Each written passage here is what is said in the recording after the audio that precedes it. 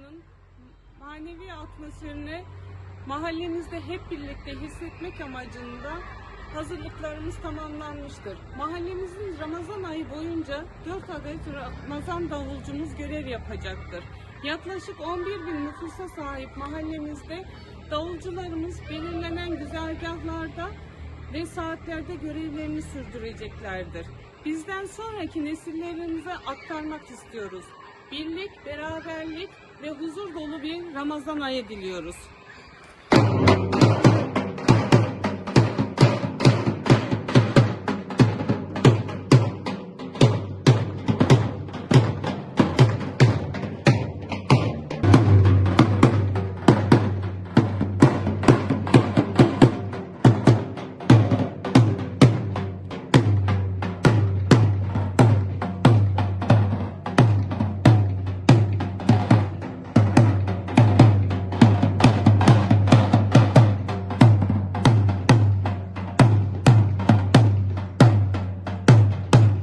Geleneklerimizi yaşatmak ve Ramazan ayının manevi atmosferini hissettirmek amacıyla bütün hazırlıklarımız tamamlandı. Mahallemizde 4 davulcu görevi alacaktır. Yaklaşık 11.000 nüfusa sahip olduğumuz, belirlediğimiz güzergahlarda ve saatlerde davulcularımız görev sürecini tamamlayacaklardı. Bizden sonraki nesillere aktarmak istiyoruz.